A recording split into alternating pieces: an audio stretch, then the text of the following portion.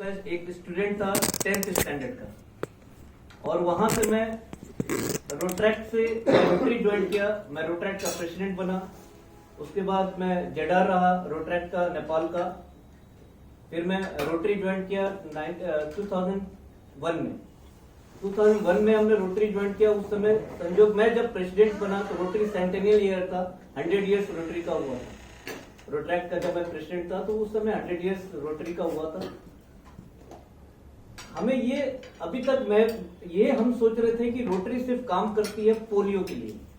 Polio well known की word, polio के लिए रोटरी हमेशा आगे रहती है। लायंस ने आइस के बारे में किया, हम पोलियो के बारे में किए। हमेशा हम व्हील चेयर्स डोनेट करते थे और इसके अलावा हमारे पास कोई काम नहीं था। जब भी कुछ हो वो पोलियो के लिए हम आगे बढ़ते थे। टाइम गुजरता गया और इसमें भी चेंजेस आते गए। हम सिर्फ व्हील चेयर्स डोनेट करते थे, लोगों की ये हेल्प हमें जागरूकता बनाई। साथ ही साथ हमने प्रोग्राम किया, ब्लड डोनेशन का कैंप किया। रोटरी क्लब बीरगंज 1987 में फॉर्म्ड हुआ और हमने काफी यहाँ पर सोशल काम किया हुआ है। आप अभी देखेंगे एक एग्जाम्पल, घंटागढ़ से भारतीय राजदूतावास का जो ट्री प्लांटेशन है वो रोटरी क्लब बीरगंज का ही प्रोजेक्ट है। घंटागढ़ से लेके लिंक रोड में जो बस पार्क तक है वो भी green plantation Rotary Club Birgunj के माध्यम से किया हुआ है। हरी खेतान में लाइब्रेरी है वो भी रोटरी क्लब बीरगंज का किया हुआ है। डंकन हॉस्पिटल में हमारे साथी यहाँ पर डंकन हॉस्पिटल के काफी बैठे हुए हैं, तो मेरे प्रेसिडेंटशिप में मैं रोट्रैक्ट के थ्रू डंकन हॉस्पिटल में वाटर प्रोजेक्ट किया था। उस समय डॉक्टर राव हुआ करते थे। मैं वाटर प्रोजेक्ट किया था, तो हमने वाटर कूलर लगाया था डंकन हॉस्पिटल में। ऐसे कई कार्य हम करते आ रहे। मानव सेवा आश्रम में भी हमने काफी सेवा किया है। सुंदरपुर लेप्रोसी में भी हमने कैंप किया हुआ है और विभिन्न स्कूल्स में, नेपाल के विभिन्न स्कूल्स कॉलेजेस में अभी भी हम हेल्थ कैंप करते आ रहे हैं। अर्थक्वेक्स में हमने काफी हेल्पफुल किया है। कोविड में हमने कंसल जनरल के साथ भी काफी हेल्प किया है। अपने जो भी सहायता होती है हम अपने समाज के साथ अग्रसर ये भूमिका निभाते हैं। मैं एक अपने फ्रेंड से आपको मिलवाता हूँ। दो हमारे फ्रेंड हैं यहाँ पे, वो दोनों डॉक्टर हैं। हालांकि मेरे तो काफी पुराने फ्रेंड हैं, आप लोगों के भी काफी अच्छे परिचित जरूर होंगे। एक है डॉक्टर आनंद कुमार झा, वो बाल रोग विशेषज्ञ हैं यहाँ पे, और एक है डॉक्टर शाश्वत प्रसाद जो हड्डी के डॉक्टर हैं यहाँ पे, ऑर्थोपेडिक्स। इन दोनों से मेरी दोस्ती यारी काफी थी। रोटरी ज्वाइन कराया। हमें ये नहीं मालूम था ये आगे क्या करेंगे, बट हमारा भाग्य अच्छा या रोटरी क्लब का भाग्य अच्छा या हमारे लोगों के यहाँ पर जो उपस्थित है या जो हमारे बीरगंज की जनता है उनका भाग्य अच्छा, ये तो पता नहीं। इन दोनों ने मिलकर रोटरी क्लब को एक बूस्ट दिया। हमें 1998 में हमने एक ये यहाँ पर आपने सुना होगा एम्स हॉस्पिटल में पैथोलॉजी लैब हुआ करता था रोटरी क्लब पे। वो पैथोलॉजी लैब में हमारा कंडीशन था कि हम फ्री ऑफ कॉस्ट नहीं तो कुछ सर्टेन अमाउंट 20 रुपए 50 रुपए में हम लोगों को टेस्टिंग उपलब्ध करें। जो ब्लड शुगर, यूरिन टेस्ट, उनको हम फ्री ऑफ कॉस्ट तो नहीं, सर्टेन अमाउंट लेके उनको दिया जाए। काफी पॉपुलर हुआ करते थे। बट वहां जाते जाते जैसे जैसे टाइम गुजरता गया, मशीन खराब होते गए, पॉलिटिकल होते गए, तो हमें उसको बंद करना पड़ा, वाइंड अप करना पड़ा। हमारा एक रोटरी बिल्डिंग है, तो भाई उस बिल्डिंग का क्या किया जाए। ये दोनों डॉक्टर हैं जिन्होंने उस बिल्डिंग को आज चमकाव के एक आर्टिफिशियल लिम्ब का प्रोजेक्ट वहां पर लाके खड़ा कर दिया। वो लिम्ब का प्रोजेक्ट जो जयपुर से कोलैबोरेशन में हम यहाँ करते हैं, तो उसके बारे में मैं ये फ्लोर ऑफ डॉक्टर शाश्वत को देता हूँ, जो आर्टिफिशियल लिम्ब के चेयरमैन भी है और हमारे रोटरी क्लब ऑफ बीरगंज के प्रेसिडेंट भी हैं। वो doctor Shashwat, like to welcome to doctor Shashwat. Doctor Anand भी फॉलो करें।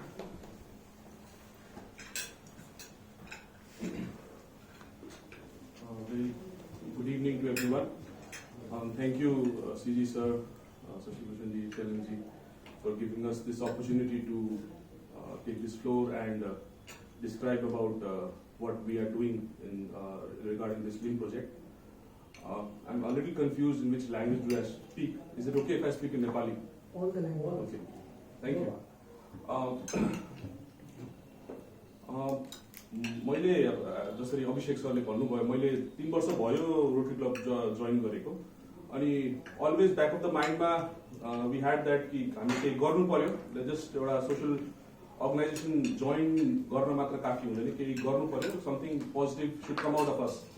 So me and Dr. Anand being from the same field, हामीले जहिले पनि एउटा सोचिरहेको थियौँ, and luckily we discovered this project, artificial limb project. अब हामीले यो किन गर्यो भने why we did this is because अहिले नेपालको सिनारियोमा अब मलाई धेरै डाटा थाहा छैन, because हामीले यो संस्था सुरु गरेको it's been only 9 months, so we still working on it. तो अहिले हाम्रो डाटा अनुसार चाहिँ त्यस्तो डिटेल्स हामीलाई थाहा छैन, तर हामीले के हेरिरहेको छौँ भने जसको खुट्टा छैन ऊ कि त काठमाडौँ जानुपर्छ कि त इन्डियामा पटना, दिल्ली अथवा जयपुर जानुपर्छ। अब इन्डियामा जाँदा प्राय फ्रीमै पाउँछ खुट्टा, तर जान आउन चाहिँ त्यस्तो सजिलो छैन। काठमाडौँमा प्राय पैसा तिरेर नै खुट्टा लगाउन सकिन्छ र प्राय खुट्टा गुमाउनेहरू एउटा एकदमै तल्लो सोशल इकोनोमिक स्टेटसको मान्छेहरू हुन भएकोले उहाँहरूले चाहिँ प्राय बिना खुट्टाकै आफ्नो जीवन व्यतीत गर्नुपर्ने हुन्छ। सो हामीले एउटा यो प्रोजेक्ट सुरु गर्यो। अब कसरी गर्ने भन्दा यो आर्टिफिशियल लिम्बको लेजेन्ड्सहरू भनेको चाहिँ जयपुरमा हुनुहुन्छ। BMVSS को नामले भगवान महावीर विकलांग सहायता समिति, हाम्रो डङ्कनको सरहरूले बुझ्नुहुन्छ होला, यो हाम्रो सुन्दरपुरको सरहरूले बुझ्नुहुन्छ, किन उहाँ धेरै बिरामीहरूले उहाँहरूले जयपुर पठाउनु भएको छ। अब हामीले चाहिँ उहाँहरूसँग कोल्याबोरेसनमा हाम्रो यहाँ लोकल केटाहरूलाई ट्रेनिङ गराएर यो खुट्टा यही बनाउने एउटा सिस्टम डेभलप गरौँ। अनि रोटरीको हामीलाई सपोर्ट थियो, रोटरीले हामीलाई सपोर्ट गर्यो विथ द स्पेस। हामीले कस्ट कट डाउन गर्नलाई स्पेस हामीले फ्रीमा पायौँ। अनि प्लस बिग हार्टेड रोटेरियन्स, उहाँहरूले पैसाको कुनै कमी हुन दिनु भएन फर दिस प्रोजेक्ट। सो अहिलेसम्म हामीले रोटरी भन्दा बाहिर फन्ड जेनेरेट गर्नलाई जानु परेको छैन।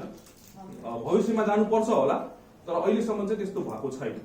र अहिले हामीले जति पनि बिरामी गर्दै आएको छौँ त्यसमा चाहिँ रोटरी क्लब अफ वीरगन्जकै मेम्बर्सहरूले डोनेसन गरेर नै प्राय 75% अफ द पेसेन्ट्सले उहाँहरूबाट बेनिफिट गर्नु भएको छ। र हामीले 9 मन्थ्स भइसक्यो यो प्रोजेक्ट सुरु गरेको, र अहिलेसम्म यो प्रोजेक्ट वीरगन्ज र वीरगन्जको वरिपरि मात्र थियो। But for your information, sir, we have in the past 2 months we have served approximately 30 patients from bordering states of from India, covering Purvi Champaran, West Champaran, Motihari, Sitamarhi, Darbhanga, patients from there. Even today we have a patient from Motihari who had a illness, angiosarcoma, and had to get an amputation. So he could not get it because he was from a very low social strata, so he could not afford it. So अब चाहिँ उहाँले खबर पाउनुभयो about our center and उहाँ आउनुभयो, and today I'll share the pictures with you, sir. उहाँले आज खुट्टा लगाएर जानुहुन्छ यहाँबाट। अब रिसेन्टली हाम्रो यो संस्थाको बारेमा सुनेर धरानबाट कतिजना बिरामीहरू आउनुभयो लास्ट मन्थ, उहाँहरू 15 जना बिरामीहरूले यहाँबाट सेवा लिएर जानुभयो। त्यस्तै पोखरामा 25 जना जति बिरामी हुनुहुन्थ्यो, अनि 25 जना बिरामी धेरै भएको कारणले हामीले यो संस्था नै उठाएर पोखरा लग्यौं। झन्डै 2 हप्ताको लागि यो संस्था पुरै एउटा ट्रकमा उठाएर त्यहाँ लग्यौं। हामी सबैजना त्यहाँ गयौं र त्यहाँको 25 जना बिरामीलाई निशुल्क कृत्रिम खुट्टा वितरण गरेर आयौं। अब हाम्रो संस्थाको स्पेशलिटी के छ भने हामी कस्टम मेड खुट्टा बनाउने हो। लाइक हामी एउटा टेलरकोमा गएर कस्टम मेड शर्ट प्यान्ट सिलाउँछौं, त्यस्तै यो चाहिँ कस्टम मेड टेलर फिट खुट्टा हो। जस्ट फर योर नलेज, यो एउटा खुट्टा हो। यो खुट्टा चाहिँ घुँडा भन्दा तल मुनि काटेको पेशेन्टहरुको लागि हो यो खुट्टा चाहिँ। So it is a press fit system. So Jun the remaining part of the leg below the knee, घुँडा भन्दा तलको जुन बचेको अंग हुन्छ त्यो चाहिँ यहाँ भित्र जान्छ अनि प्रेस फिट भएर त्यही अड्किन्छ र त्यसलाई एडिशनल सपोर्ट दिनको लागि हामीले यो माथिबाट बेल्ट बाँध्छौं। ओके, सो यो बेल्ट, यो साइज अनि यो शेपहरु सबै हामी कहाँ बन्ने हो। यो जुन फुट आउँछ दिस इज रेडीमेड। यो शू को साइज अनुसार, नर्मल खुट्टाको शू को साइज अनुसार यो शू आउँछ, यो फुट आउँछ। यो हाम्रो BMVSS जयपुरबाट बनेर आउँछ। सो दिस इज यो एउटा बिलो नी, घुँडा भन्दा तलको बिरामीहरुको लागि यो खुट्टा हामीले युज गर्छौं। And this foot is specially designed in Jaipur and it is a very reliable and it is specially designed considering our terrain. उबड़ खाबड़ रास्ता, गांव का रास्ता, सब कुछ को ध्यान में रख के बनाया गया है। ठीक है, so this is one example of a below knee leg. This is slightly more complicated. This is for those patients who have lost their जिसका पैर ऊपर से कटा हुआ है, घुटनों से ऊपर से घुँडा भन्दा माथिबाट काटेको बिरामीको लागि चाहिँ यो खुट्टा हो। यसमा त स्पेशल के छ भने एउटा जोइन्ट दिनुपर्छ। यो जुन जोइन्ट जुन छ यो चाहिँ रेडीमेड हुन्छ। This is supplied from Jaipur again. र यो जोइन्टको बारेमा बताऊ, दिस इज नट एनी साधारण कुनै जोइन्ट होइन यो। This has been designed in Stanford University America. This had been designed by scientists there. So it is just not any simple joint. It is designed with lot of research and study. So there are various designs in this joint itself. इसमें एउटा के हुन्छ भने those patients जो पहिलो चोटी खुट्टा लगाएगा सर, जो पहली बार पैर लगाते हैं, उनके लिए ये फिक्स्ड होता है। They cannot bend it with every movement. So एक ये बटन होता है यहाँ पर, इसको खोलने पर ये मुड़ता है और इसको छोड़ देने पर ये लॉक हो जाता है। So whenever the patient wants to sit, वो हल्के से पैंट से ऐसे करेगा और वो मुड़ जाएगा और वो नॉर्मली बैठ पाएगा।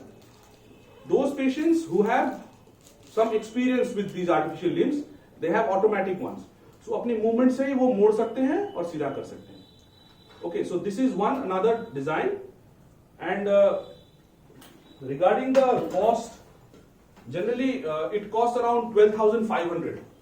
Average cost of any one of these limbs is 12,500. But we are providing these limbs for 100% free. Patients are like, this is 100% free. We generate our funds from somewhere or the other, but for patients this is 100% free.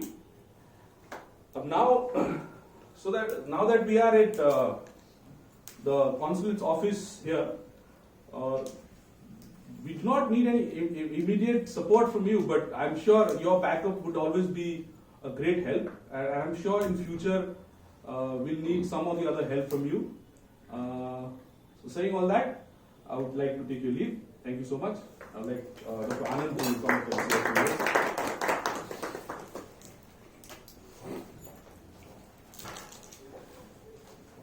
Good afternoon, everybody. Respected CG sir and all the guests.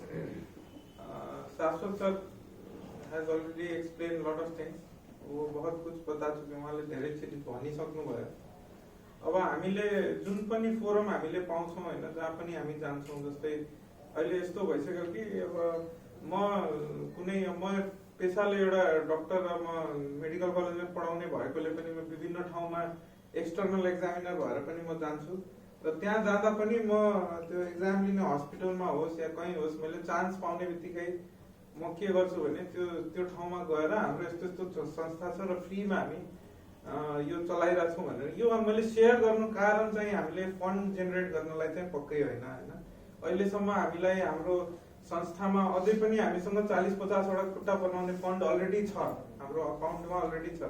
तर हामीले share करने कारण के हो भने चाहिएको मान्छे जिसको जरूरत है वो हम लोग के संस्था तक पहुंचे या कम से कम हम लोग को कांटेक्ट करे। जैसे बहुत सारी चीजें डॉक्टर शाश्वत ने मतलब उनके पास बहुत सारा चीज था बोलने के लिए, इसलिए वो नहीं बता पाए। जैसे धरान से जो पेशेंट्स आए थे उन पेशेंट्स को रहने का खाने का सारा बंदोबस्त हम लोगों ने किया था। तो वैसे कोई पेशेंट अगर है जिनको मतलब रहने का खाने का मतलब उनको समय लग रहा है या कोई ग्रुप आ रहा है तो वो भी हम लोग करते हैं। हम लोग के संस्था तक अगर कोई भी जरूरतमंद पहुंच जाते हैं तो उसको हम लोग फ्री में पैर लगा के भेजेंगे अगर ये मेडिकली पॉसिबल है। तो बहुत सारे ऐसे पेशेंट्स भी होते हैं जिनका पैर कटा हुआ होता है लेकिन मेडिकली या तो उनका स्टम्प बहुत छोटा है या टेक्निकली ऐसा है कि उनको अभी नहीं लग पाएगा तो उनको हम लोग नहीं लगा पाते, लेकिन अगर वो हम लोग के संस्था में आएंगे तो उनको पैर जरूर हम लोग लगा के भेजेंगे, है ना। और उनको जो भी दिक्कत है उसमें वो सारे हम लोग अपने जो रोटरी के पूरी टीम है हम लोग की, अभी यहाँ पे रोटरी क्लब वीरगंज की 40 लोग हैं हम लोग, और वो लोग अलग अलग अपने क्षेत्र में सब माहिर लोग हैं और अपना पूरा टीम, अपना पूरा ऑफिस का टीम, अपना पूरा अप्रोच यूज करके उन लोगों का समस्या समाधान करके हम लोग पैर जैसे भी लगा के भेजते हैं। तो हर फोरम में हम लोग की यही रिक्वेस्ट होती है, यही गुजारिश होती है कि हम लोग जहाँ भी जाते हैं हम लोग का यही इच्छा है कि आप लोग को हम लोगों ने ये पैम्पलेट भी दिया है, उस पैम्पलेट के आगे 2 नंबर है जो हमारे 2 टेक्नीशियन है उनका नंबर है और प्रोसेस ये है इसका कि आप है ना जिसको भी जरूरतमंद है आप उसमें पहले कॉल करें। हम लोग फर्स्ट कम फर्स्ट बेसिस पे कैलेंडर जैसा बना हुआ है ताकि कोई भी पेशेंट अगर आए तो उसको वापस नहीं जाना पड़े। और नॉर्मली साइकिल ये होता है कि पेशेंट 9-10 बजे आते हैं, फिर हम लोग उनका नाप लेते हैं, बार बार उनका 3-4 बार नाप लेना पड़ता है और शाम 3-4 बजे तक हम लोग पैर कंप्लीट करके उनको पैर लगा के भेजते हैं। तो उस हिसाब से जो कोई भी जरूरतमंद हो, आपके संपर्क में कोई भी आए या आप कहीं देखें जिनको ऐसे चीजों की जरूरत है तो वो नंबर यूज करें और नंबर में यूज करके वो हमारे टेक्नीशियन से बात करके उनका एक क्यू में लगा दें। और जब भी फिर वो टेक्नीशियन कॉल बैक करता है जिस दिन उनके नंबर आएंगे और फिर वो वहां पे आके पैर लगा के जा सकते हैं। वो बाकी जितने भी पैम्पलेट्स हैं मैं यहीं पे सीजी ऑफिस में छोड़ दूंगा। और बाकी आप लोग जहां भी रोड पे देखे, खेत में देखे, खलिहान में देखे, जहां भी देखे, प्लीज इन जरूरतमंदों को प्लीज हम लोग के संस्था तक, हम लोग के संपर्क में लाइए। या फिर हम हमारे जो मेंबर्स हैं, हम लोग यहाँ पे आए हुए हैं, हम अपने नंबर्स भी छोड़ सकते हैं, आप लोग हम लोग को भी संपर्क कर सकते हैं।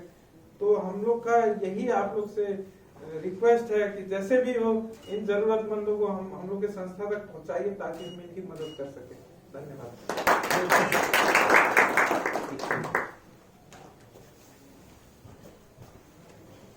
इस मंच के थ्रू मैं कौंसल जनरल से अनुरोध करूंगा कि हमारे मदद के लिए, मैं फर्स्ट टाइम शैलेंद्र कुमार जी को दिखाया भी था अपना, उन्होंने काफी मेरे को रक्सौल स्टेट एसडीओ मैम से संपर्क कराया और हम काफी रक्सौल के काफी लोगों को मदद कर पाए और इसमें काफी हेल्पफुल हुआ। हमारा मेन मोटिव है Rotary Club of Birgunj limb project के द्वारा हमारा मेन मोटिव है कि कम से कम हमारे पड़ोसी देश में भी जो हमारे बिहार, यूपी, नेपाल के लोग को तो हम हेल्प कर ही रहे हैं, वो भी कोई बंदा वंचित न रह पाए। अगर इसमें हम कुछ हेल्प कर पाए तो मैं आपके लिए बहुत बहुत धन्यवाद करूंगा।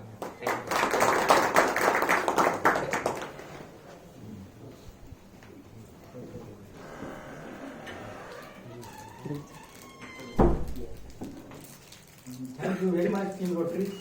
आप लोग doing great service to the society, बहुत बड़ा काम कर रहे हैं। कई में आर्टिफिशियल लिम्ब डोनेट कर रहे हैं। जयपुर को आप लोगों ने बीरगंज तक ला दिया है, it's great. Now I would like to request CG sir to give his concluding remarks.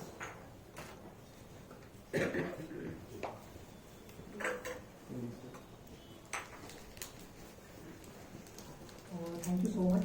आप सबका यहाँ आने के लिए बहुत बहुत धन्यवाद। जितना भी फॉर्मली आपको वेलकम किया जा चुका है, हमारे कलीग ने भी किया है और आप सबके वक्तव्य को सुनने के बाद बहुत कुछ आज सीखने जानने को मिली।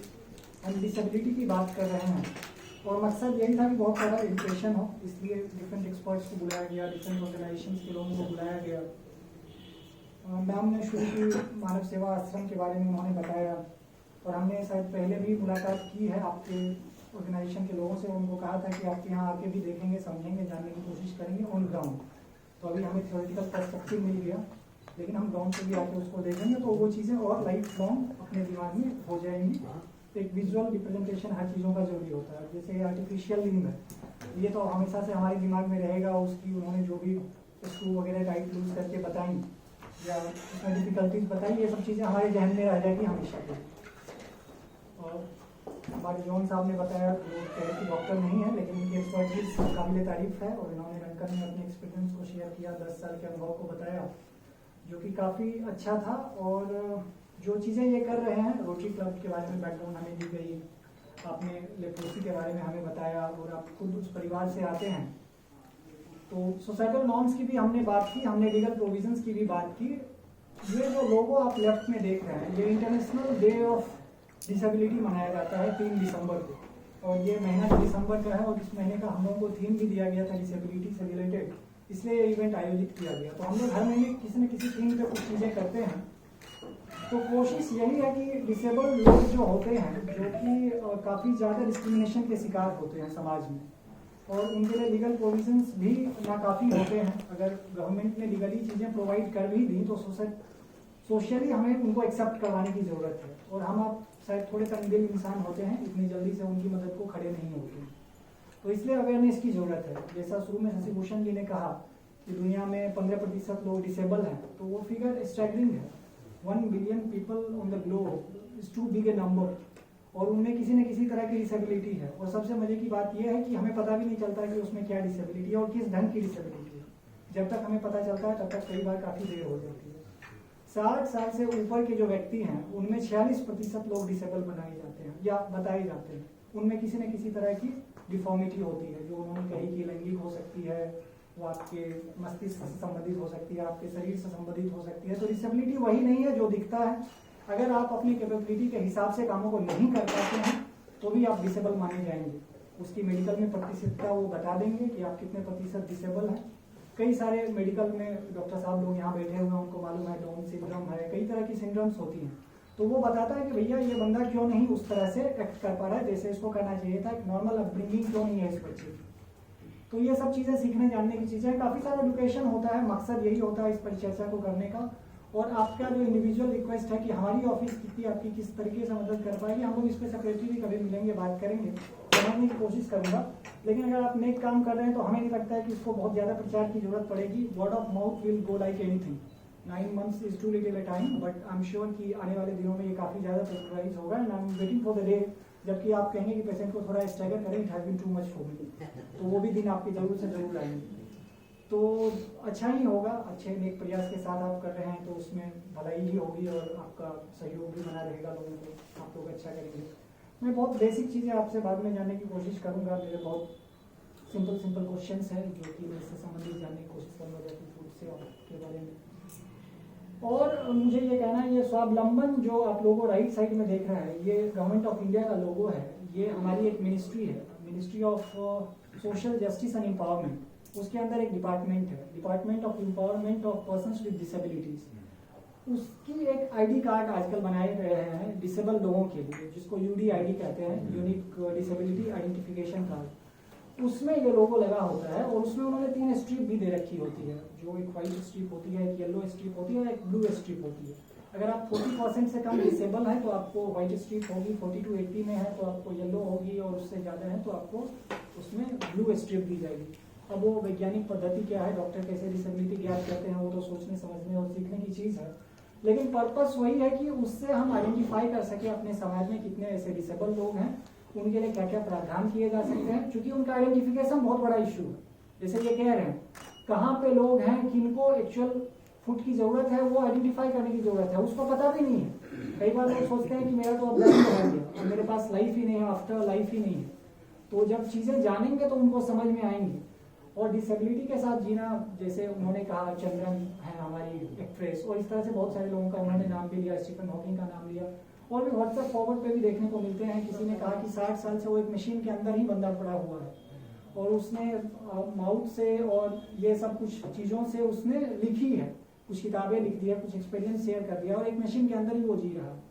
तो विल पावर भी इतनी डेवलप लोग करते हैं और कर लेते हैं, क्योंकि डिसेबिलिटी क्या है, वो बाय बर्थ हो सकता है, हम एक्वायर कर सकते हैं लाइफ टाइम में, वो किसी के साथ भी हो सकता है, हादसे से ही ज़्यादा चीज़ें ऐसी होती हैं। तो उनको डिस्क्रिमिनेट करने की कोई वजह नहीं है, but it's easier said than done. हम कह देते हैं चीज़ों को कि आप डिस्क्रिमिनेट ना करो, आप अच्छे से पेश हो, आप उसका इक्वल राइट दो, लेकिन वो इन इफेक्ट नहीं हो पाती है। तो कोशिश यही है, एक बार पुनः वापस आते हुए टॉपिक पे, कि जैसे हम ह्यूमन राइट्स डे मनाते हैं 10 दिसंबर को, इसी महीना है, संगीत है, उसी तरीके से हम वुमेन्स डे मनाते हैं। कई तरह से जो लोग अंडर प्रिविलेज्ड हैं या लेस प्रिविलेज्ड हैं, डिस्क्रिमिनेटेड हैं, उन सबके स्ट्रेंथ के लिए हम चीज़ें करते हैं, उनके साथ हम खड़े होते हैं, उनके बारे में हम बात करते हैं। अपने ही परिवार में लोग होते हैं तो हम ज़्यादा समझते हैं चीज़ों को, अपने स्कूल में होते हैं, सोसाइटी में होते हैं। तो हमें आँख कान खोलने की ज़रूरत है और हमें एक दूसरे के हेल्प को आगे आने की ज़रूरत है। तो आई एम श्योर कि आपसे इंडिविजुअली भी मौके दर मौके हम मिलते रहेंगे, समझते रहेंगे, और आपको जरूर हम प्रमोट करेंगे। रेस्ट एश्योर्ड, चाहे वो इंडिविजुअल लेवल पे हो या ऑर्गेनाइजेशनल लेवल पे हो, we are committed to do better for the society and to help each other. Thank you so much.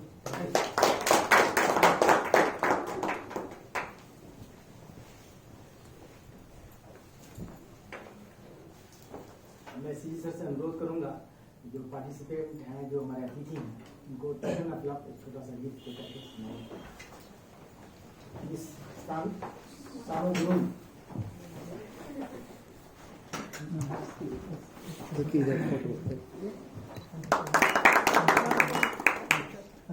Mister John को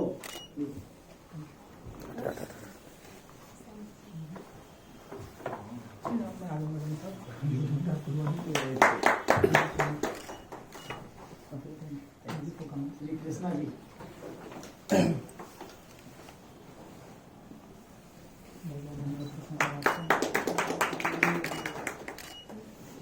डॉक्टर साहब सर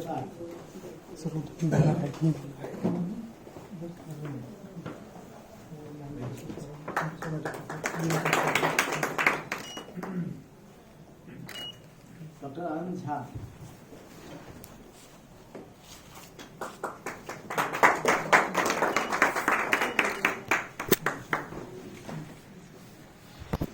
एंड श्री अभिषेक चौधरी।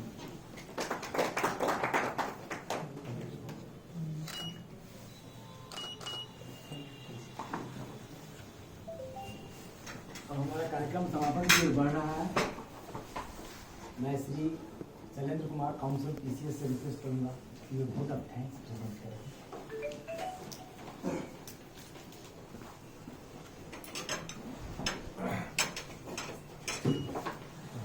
शशिभूषण जी, आज ये बड़ा अच्छा ओकेजन है क्योंकि मैं करीब करीब चारों संस्थाओं से पर्सनली भी जुड़ा हूँ, जाके मिला हूँ, लोगों से देखा हूँ काम आप लोगों का। तो सबसे पहले मैं अभिषेक जी से शुरू करता हूँ कि ये शायद 9 महीने का इन्होंने बड़ा अच्छा एक आज का दिन भी है कि 9 महीने में एक कंसेप्ट को इन्होंने आज मूर्त रूप दिया। यानी कि 9 महीने पहले मुझे लगता है कि हम लोग शायद कोरोना पीरियड में थे, उस समय ग्रसित थे, लेकिन ये बराबर कहते थे कि एक हमारा वो प्रोजेक्ट आ रहा है, तो उस समय हम लोग कुछ रिपेट्रिएशन और ये सब वंदे भारत कुछ और प्रायोरिटी थी, तो उतना इम्पोर्टेंस नहीं लगता था। फिर अचानक एक दिन उन्होंने कहा कि अब हम लोग शुरू कर रहे हैं, आप जवाब ही नहीं देते, कुछ बात ही नहीं करते। तो मैंने कहा ठीक है, मैं आऊंगा और हम लोग चलेंगे, देखेंगे ऐसे। तो फिर हम वहां गए और देखा तो मैं बड़ा हाईली इम्प्रेस हुआ इनके कामों से। मैंने कहा इतने साइलेंटली लोग इतना बढ़िया काम किया और मैं इतने पहले से मतलब अवॉइड क्यों करता था। तो फिर मैंने उनको कहा कि मेरा ड्राइवर था, बोला कि सर मेरा भी एक ऐसा है। तो मैंने कहा ठीक है, मैंने बोला और नेक्स्ट डे उसका इन्होंने वो लिम्ब का वो काम भी कर दिया। तो मतलब बहुत हाईली इम्प्रेशन ये रहा कि बोला हो गया और बड़े स्मूथली तरीके से, कहीं कोई उस समय इनफैक्ट लोगों का मिलना जुलना भी नहीं हो रहा था, लेकिन इन लोगों ने उस पूरे कोरोना पीरियड में बड़ा शांति से ये अपना काम कर रहे थे। तो फिर हमने कहा कि हम आपकी क्या मदद कर सकते हैं। तो वैसे ही बातों बातों में इन्होंने कहा कि अगर हमें तो पेशेंट चाहिए और फ्री का पेशेंट, मतलब नॉर्मली आदमी नहीं होता है, ये नॉर्मली करता है कि पेशेंट डॉक्टर तब खोजता है जब उसे पैसे की जरूरत होती है।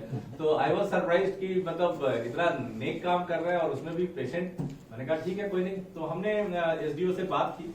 मैंने कहा पहले शुरुआत हम लोग रक्सौल से करते हैं, और एसडीओ आरती कुमारी ने काफी अच्छा पॉजिटिव रिस्पांस किया। फिर इनकी टाइमिंग सेट हुई, ये लोग गए। और खास करके मैं डॉक्टर शाश्वत साहब का बहुत ये करूंगा, जितना ये मतलब तरीके से मेटिकुलसली इन्होंने वहां पे पेशेंटों को देखा, सेग्रीगेट किया। मतलब उस समय रक्सौल जाना ही बड़ा मुश्किल का काम था, बट इन्होंने अपने पूरे कोरोना पीरियड में भी कहते हैं कि जान हथेली पे लेके उतने लोगों का एक्सपोजर करना और सबको देखना, सेग्रीगेट करना, फिर उसमें शॉर्टलिस्ट करना और फिर सबको बुला के लिम्ब प्रोजेक्ट को एग्जीक्यूट करना। वो तो मैंने एक बार न्यूज़पेपर में देखा आर्टिकल कि मैंने कहा ये तो बड़ा तामझाम चल रहा है। फिर मैंने अभिषेक जी को फोन किया, मैंने कहा हाँ वो अच्छा चल रहा है हम लोगों का, 30% और ये है। एनीवे बट मेरा कहने का मतलब है कि बहुत स्मूथली और आपने बहुत प्रोफेशनली ये काम किया। सो रियली अप्रिशिएटिव आपकी पूरी टीम, डॉक्टर झा, अभिषेक और डॉक्टर शाश्वत। आप लोगों का ये काम आगे भी बहुत फलीभूत होगा और आप लोग जिस निष्ठा से कर रहे हैं, मुझे लगता है कि आने वाले दिनों में एक बड़ा वीरगंज का एक बड़ा नाम होगा, क्योंकि जिस निष्ठा भाव से कर रहे हैं। इसके अलावा मानव सेवाश्रम की वो अपनी सानू आई हुई है, तो मैं भी वो डॉक्टर दीपक साकिया हैं, हमारे अच्छे मित्र हैं। तो एक दिन आए, कहते हैं कि एक हमारे बगल में ही है, आप आइए देखिए। तो मुझे मतलब एक होता है ना कि हाँ एक अनदर एनजीओ होगा, लेकिन वहां जाके जो दिखा और जो मैंने देखा बड़ा प्रेम भाव लगा। मतलब हाथों से लोगों को खाना खिलाना और जिस सेवा भाव से ये सानू का है कि ये 4 साल से लगी हुई है बड़ी निष्ठा से। तो I was very highly impressed. वहां भी एक अजीब सा एक अनुभव हुआ। मतलब वहां जाने के बाद लोगों को जिस तरीके से ये लोग खाना खिलाना और उसका पूरी देखभाल करना, किसी का कुछ फिजिकल डिसेबल्ड है, कुछ लोग मेंटली डिसेबल्ड हैं, सबका ध्यान और पूरी फैमिली की तरह और काफी शांति से, बहुत नजदीक का ही। इनका शायद एक वो लक्ष्मण वाला अभी आप लोग का चल रहा है ना, वो लक्ष्मीपुर में नया बिल्डिंग बन रहा है क्या वहाँ? हाँ, तो वो एक बिल्डिंग बना रहे हैं वहां पे भी, और वो शायद बड़ा केंद्र होगा। तो वो भी एक बड़ा अच्छा मतलब ये है, और वो भी मानवता के लिए मतलब कहते हैं कि बहुत सौहार्दपूर्ण और बहुत निस्वार्थ सेवा। और उसके बाद डंकन में भी हमें जाने का मिला, वहां 25 दिसंबर को हम लोग गए थे। तो जिस तरीके से आपका मिशन मैंने देखा वहाँ हॉस्पिटल का मतलब सेवा भाव, उसी तरह से इनका जो अपने LFS का जो है, तो ये जो चारों संस्थाओं की सबसे जो कॉमन पॉइंट जो हमें देखने को मिला कि ये बड़ा निस्वार्थ भाव से चारों जगह लोग अपना अपना काम कर रहे हैं।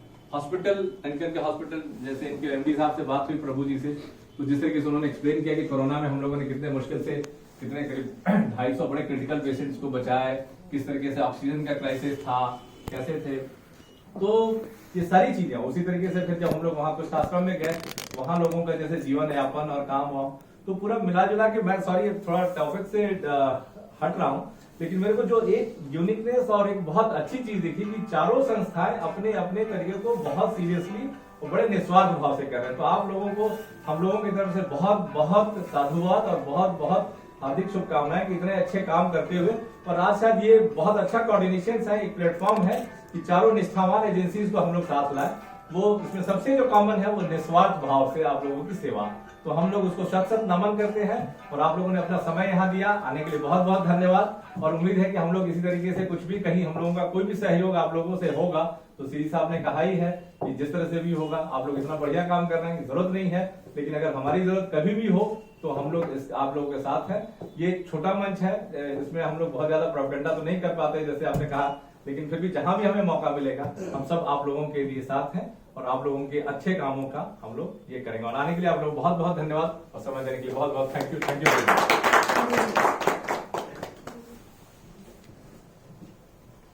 एक बार फिर आप सबों का आभार व्यक्त करते हुए और आने वाले नए साल की सारी शुभकामनाओं के साथ मैं कार्यक्रम की समाप्ति की घोषणा करता हूँ।